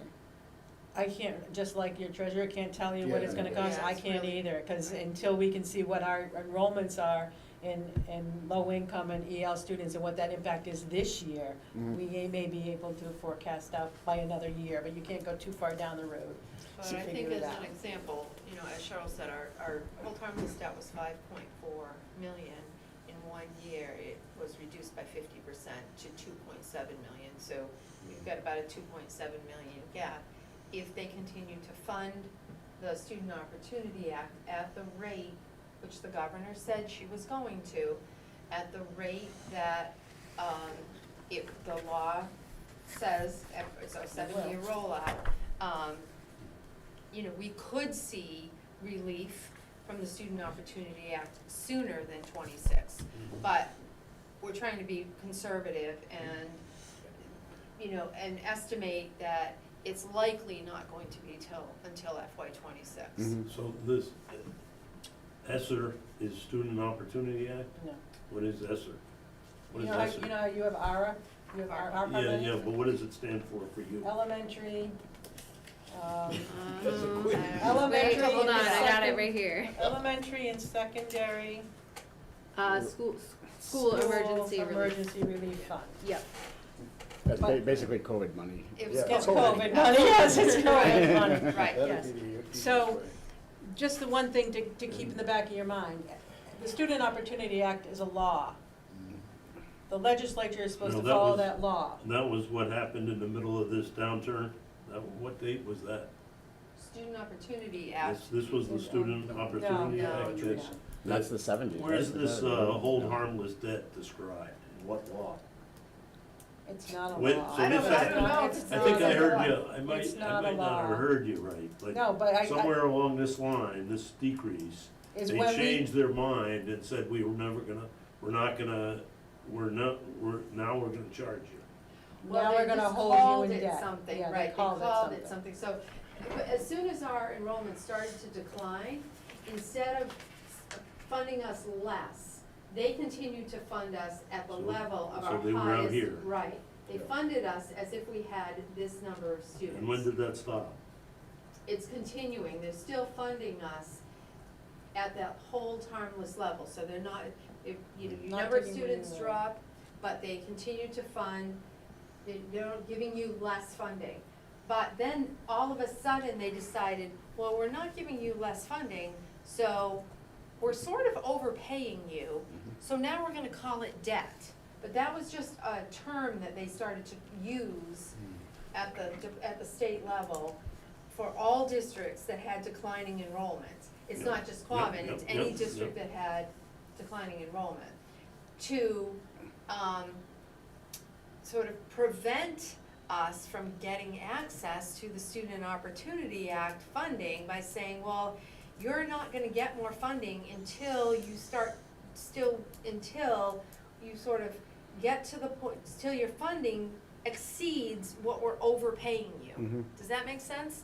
So it's complicated Good. and But- sort of feels like they're pulling the rug out from under us. Now, as enrollment decreases, though, the problem is the expenses increase, right? Like Right. when you put it on paper, like, how is the district gonna overcome that challenge? Well, we're hoping that our enrollment speaks to what our demographic study said, and it's going to start increasing. It's not great, but it's starting to increase. Yeah. So if you have increased enrollment, you get increased aid. Mhm. So that will help us to get to where we need to be. We're taking inflation into consideration, right? Essentially, it's costing significantly more to run the district now with considerably less students. Absolutely, absolutely. And different student needs.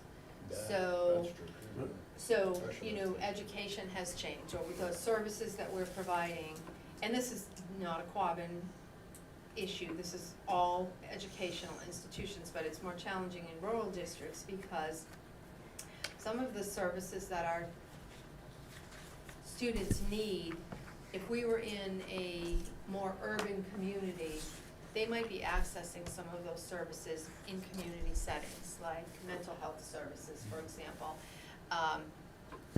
It's virtually impossible for our students to get access to mental health practitioners. We don't provide mental health services, but we do provide some clinicians for students in certain programs who need therapeutic settings. That's something new for us. We've never, in the last 5 years. And so we have students with more diverse needs, requiring different types of expertise, different types of professionals to be present in our schools to support those students. And we have also, you saw that 14% increase in out-of-district placement costs set by the state. We have strategically built some programs in our district to mitigate those increases, and over the years, we've significantly reduced the number of students that are in out-of-district placements because we're able to provide educational services for those students in the district. So what you see in that case is the tuition may decrease, but our salaries are increasing because we're paying people now in our district to provide services for those students rather than paying transportation to send them to Westboro or Northborough or Now, New Hampshire. do we have any students on the other side of that where we're accepting those students and benefiting from that increase? I don't know if we have any currently, but we have in the past. So when there's space in our programs and when there's a need from a neighboring district, we absolutely do create a tuition agreement and have students join our programs. I don't think we have anyone right now. Do you? No, we don't have any tuition students, but if we get a student in our district through school choice, their home district actually pays us through the formula of the state. Yeah. They don't give that district the students money, they send it Comes over to here. us, yes. And Quabbin does fairly well with school choice, correct? Like, Yes, Yes. yes. I believe we have, There's a chart in here that Yeah. shows how much it's we- and I about. remember it was discussed last year as well. We did have a little decrease in school choice students this year, but we hover between 12, high 11s and 13% year over year in our school choice enrollment. So it's It's on page 14. So this year, at the October 1 enrollment, we have 262 students, which is just shy of 12%, which is generally around where we are, 12 and 13% of our student body. Now, as I continue to fine tune my knowledge of your process versus our process, an 8.9% budget increase to the district, what is the projected assessment to the town? Until I see the Until the governor's government budget. is all we the need the governor's governor's. budget. Yeah, we get 50% of our revenue source, we're not a taxing authority. Mhm. So our money to fund our budget either comes from the state or comes from our member towns. Mhm. And we have a little money in the district resources as well. But 50% of that comes from the state. Until we know what our chapter 70 is, I can't do the calculation. And there was talk on the call about rural education. Rural school aid. Rural school aid, and can you speak a bit to that? Yes. I'm happy to. There was a study that was conducted. This is actually, when the Student Opportunity, just backing up, giving you a little background, when the Student Opportunity Act was being considered by the legislature, folks representing rural districts like Quabbin recognized when we looked at the legislation that, ooh, we're not gonna get any money here. Like, this is all going to go to the cities. So we started to advocate for, yes, the cities need more money for education. They have great challenges. But there's a whole bunch of rural districts and rural communities that are trying to support rural districts that also have challenges. They're different than the urban challenges, but they're still important and they're still significant. And so we started to, the Superintendent's Association, the School Committee Association, we actually went down on Beacon Hill and testified, saying, you need to put some line items in the Student Opportunity Act to address the fiscal challenges of rural school districts. We weren't successful in getting the money, but what we were successful in getting was a mandate that there was a rural schools commission formed. I was a part of that commission. I was appointed to the commission as the representative from the Regional Schools Association. And we spent the better part of a year hearing testimony from across the state. Municipal leaders, school district leaders, community leaders, about how challenging what you're experiencing and what we're experiencing is across the state. Worse west of here, but certainly painful here as well. And as a result of that, there's a formal report that was written and has been submitted to our former governor, Governor Baker, but also is now, there has been legislation written. Out of that report came 36 recommendations about how to, things that the state could do to help rural communities better support their schools and how help schools be less of a burden for the rural communities. And top number one was more money. Currently in FY23, the rural schools funding formula statewide is $6 million. That's the highest it's ever been. For how many districts? For 67 districts. So we're actually one of the largest recipients. The formula is based on population density and median income in your communities. And so we, this year, we received about 300, a little bit over 300,000, which is the most we've ever received. But the funding, legislation calls for 60 million, so 10 times what's currently funded. If that were to happen, we would be having a different conversation here, probably forevermore if they were to fund it year after year after year. We would be not asking you to fund such a large portion of our budget. The problem with the legislation as it's filed right now is it is funding that is not part of the foundation formula. We had hoped, the Student Opportunity Act is part of the formula, so it's going to happen every year. Rural school aid is subject to appropriation. They have funded it every single year since its inception, which was about 5 years ago, and every year the amount has increased a little bit.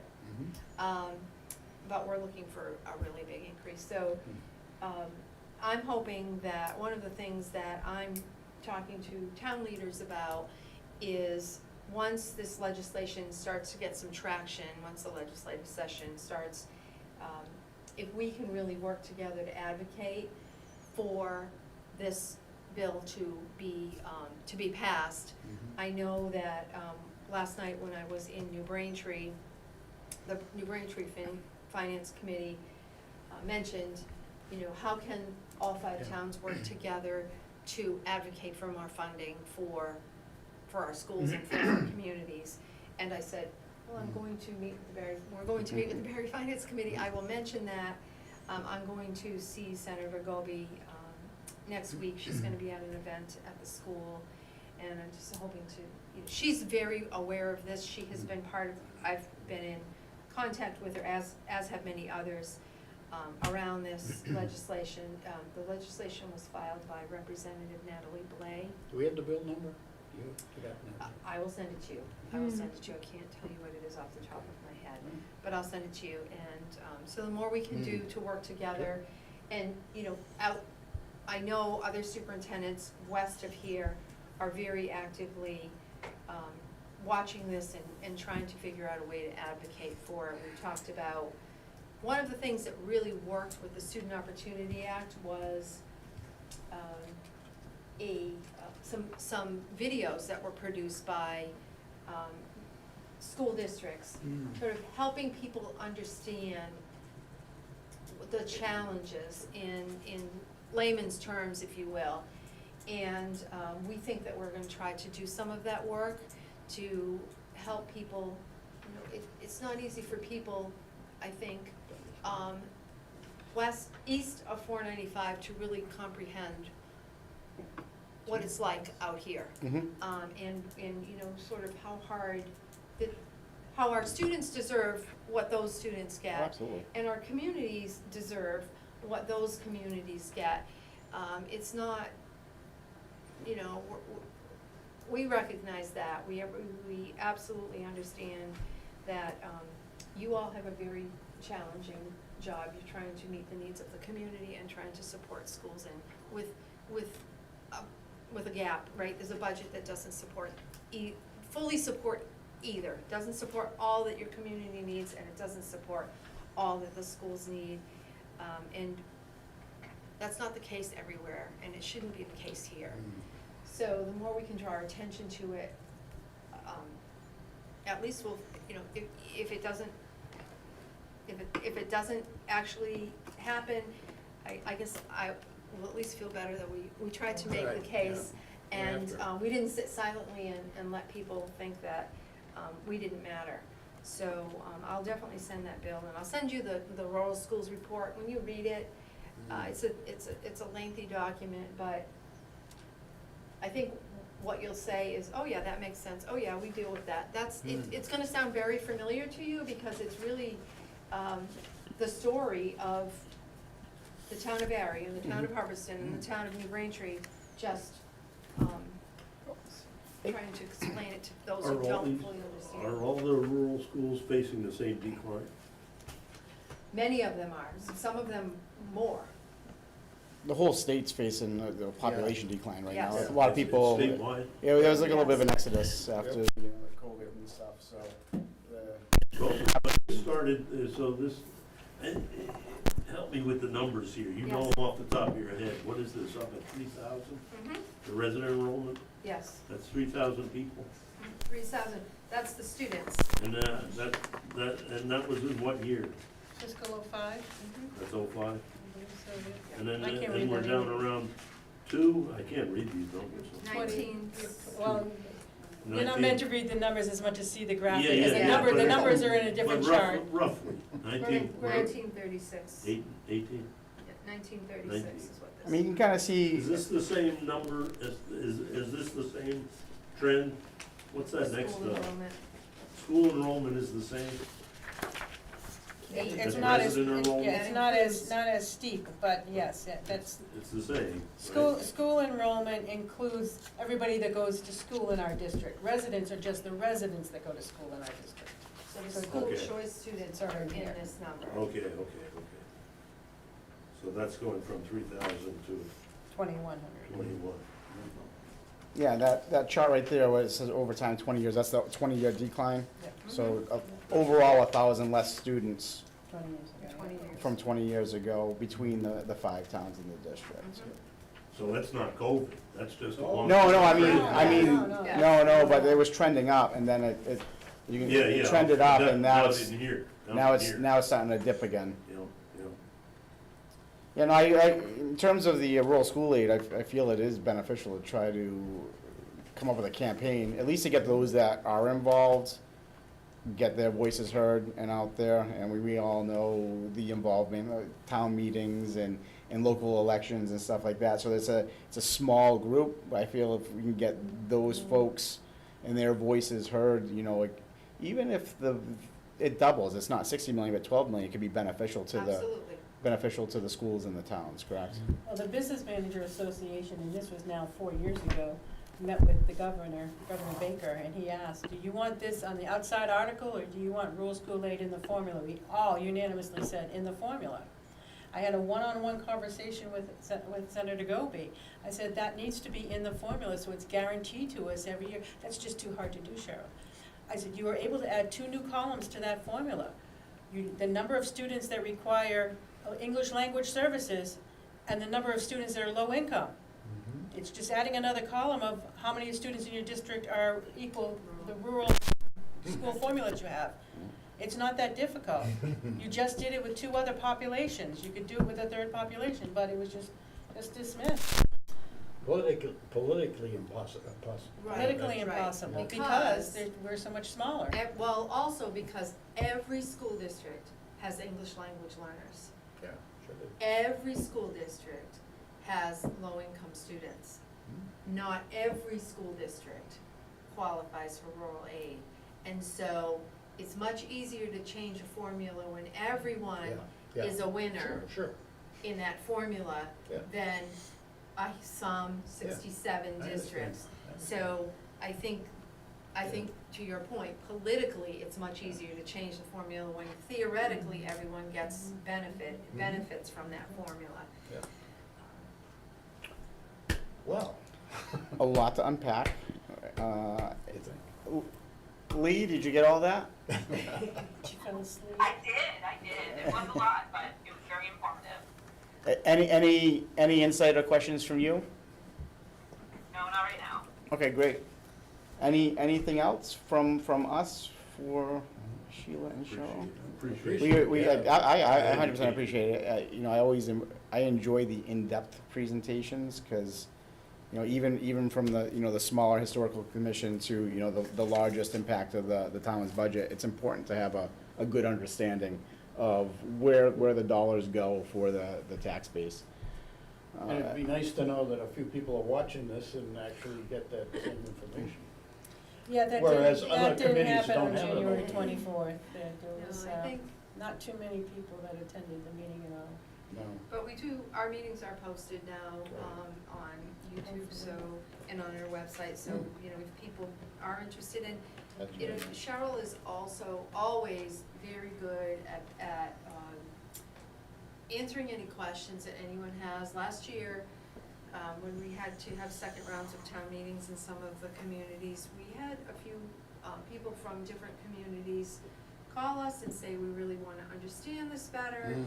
And, just citizens who said, we really don't understand, what all the challenges or what the controversy is, or, and so, we sat down with them and we answered all their questions, and we tried to help them tried to explain to them, the reality of what the communities are struggling with, as well as answering some questions about our budget. So we're very willing to do that, because it is so complicated. And I looked at our book, I would say so. not only our budget, but how the towns fund our budget, and how that's, Oh, yeah. what an assessment is, Percentage. and why our budget can increase 2%, yet a town assessment may increase more than that. That doesn't make sense to people. And so, trying to make that information accessible and helping people understand how that happens, is challenging. It takes time, and it's not a simple answer. We wish that it were, but it just isn't. So we're happy to do that whenever anyone has questions. Great. It'd probably be beneficial if we could circle back after the governor's numbers come out. We And plan on having, okay. plan on having a budget subcommittee meeting as soon as we get those numbers. Now, we don't get the numbers when the governor's budget gets released. Oh yeah, no, I understand that. She has one line item for pre-K to 12 Yeah. education, that then the Department of Ed has to do all of their Yes. math and get it to us. So it takes a few days for them to get that out. But then plan on having a budget subcommittee meeting and and we'll be ready to come back out again. And as we get more of our expenses are really known, Mm-hmm. I get some new contracts in and everything like that, then there's adjustments made all along the way. And the other thing that we watch very carefully, because our salaries are the biggest part of our budget, Mhm. is our student enrollment. And as we go through the budget process, you will likely see some changes to these charts that, where we've requested positions or we have retirements. We may decide, after we look at student enrollment, and as we get closer and closer to June, that that person who's retiring as I'll make this up, the art teacher and we don't need to replace that position. Then that comes out, but we really don't know those numbers solidly until very close to the end of the school year, because people are moving into our district every day. People are moving out of our district every day. And we have, for example, in Ruggles, in all of our elementary schools, but I'll use Ruggles Lane as an example, class sizes in 5th grade that are quite high. They're 27s, 28s. Well, if we have 2 or 3 5th graders move in, that could be a class of 32. 32 is not a class we're going to run. That means we're going to split it. We're going to need to add a teacher. The same can also happen if we have split a class like that previously, and we've got 2 classes of 16, and a few students move out, we can merge those classes and save a position. We're constantly doing that throughout the budget process. And some people have criticized us, saying, well, you develop a budget, it's an 8% increase, and then it's not real because you're constantly adjusting it.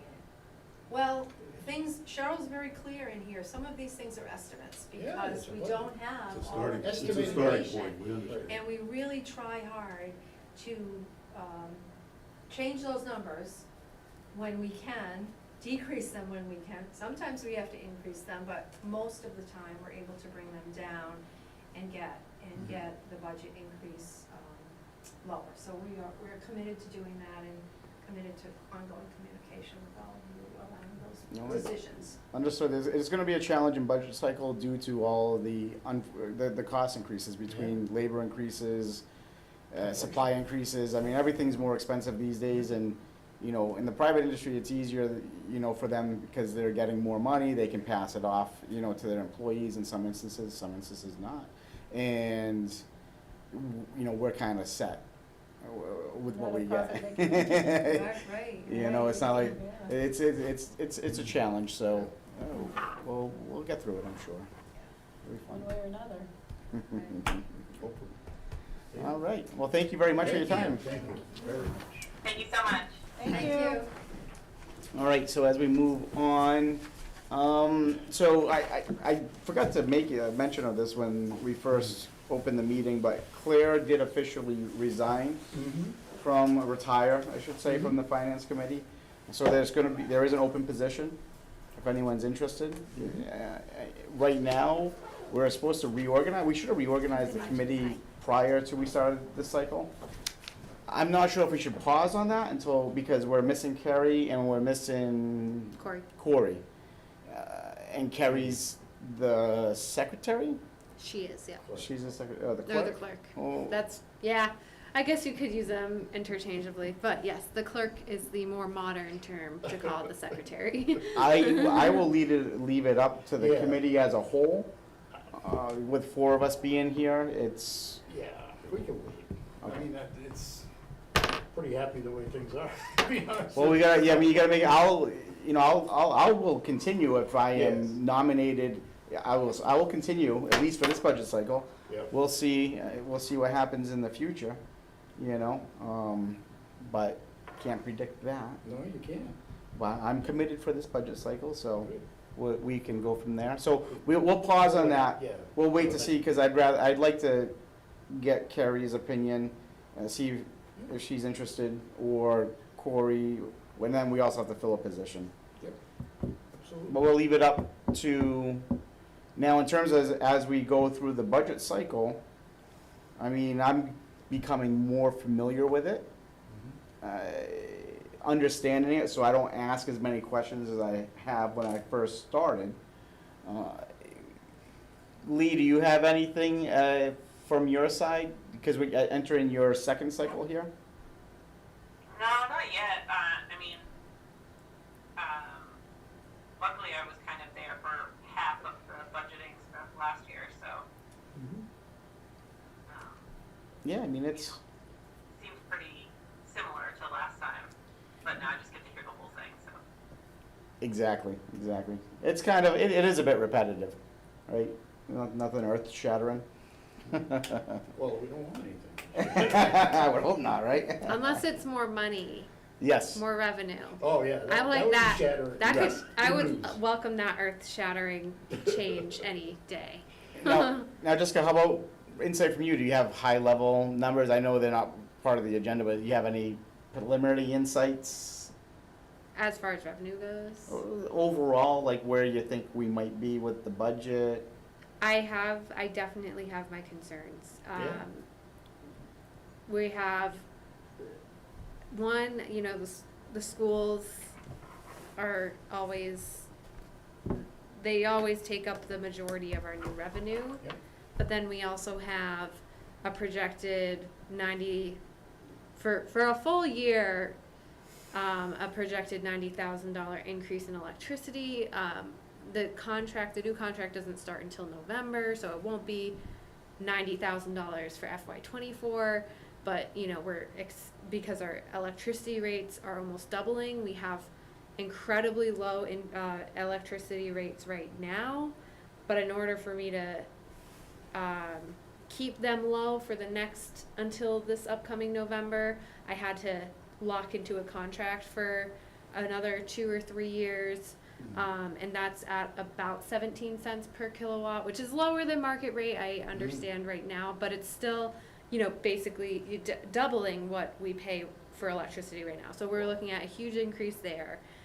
I just saw our retirement numbers. That's another $81,000. Something, again, we can't change those numbers. So I definitely have my concerns, but I know with our finance team, which is the meeting that Dan and Maureen and myself and our finance staff, we meet, we're trying to come up with, some solutions, trying to address some of the debt issues that we have, and trying to make some space in our levy capacity. So it's going to take a lot of hard work this year to get a balanced budget in challenges that we haven't faced in the past couple of years. So everything just keeps getting exponentially more expensive because last year, 2% on top of last year, now another 2% on top of the previous 2 years. Every time you add 2%, every time you add 3%, Crazy. every time you add 5%, it is gets exponentially more expensive. So, so I have my concerns. The departments have done their best to keep funding level. We do have, the police department came with a significant issue. I don't know if anybody's kind of looked ahead in the budget, but the police department is definitely looking for some extra funding, but of course the chief will be in here next month and explaining why he came to those conclusions. And there's a lot of things that are going to be happening in the police department with post and training requirements, and also some personnel. We have babies coming, so we have to fill open shifts because officers are expanding their families, and so we have just a number of issues across the board. And then, as the school mentioned as well, like technology, software, IT is becoming more expensive. Our insurance company just let us know that in order to renew our insurance for cybersecurity, we have to have this additional type of security, which is going to cost us an additional $7,000 a year. So that's something that I wasn't expecting, and So yeah, so I think small towns and Barre are starting to see a crunch. Yeah, it's gonna be a challenge. I feel, you know, when I came in during the COVID years, and we thought that was gonna be a challenge, right? And it turned out didn't really impact the small towns like Barre as much. This year, I mean, anyone that goes grocery shopping knows, right? Mhm. It's, things are going up. It's gonna be, I think we're gonna have to prepare for some disappointment by the end of the cycle. Yeah, and I'm already starting to have conversations with different departments and saying like, you know, I know this is what you want, but this is not what I'm going to recommend. And, yeah, but I'm still, you know, still the departments, they have, you know, they have the opportunity to make their pitch to the finance committee and speak about what they need and speak about how they can provide the best service, and I'm all for that, but at the end of the day, we're just gonna have to have some tough conversations. Right. Yeah. So, We done? be prepared. We are done. Make a motion, we adjourn. I'll second that. All in favor? Aye.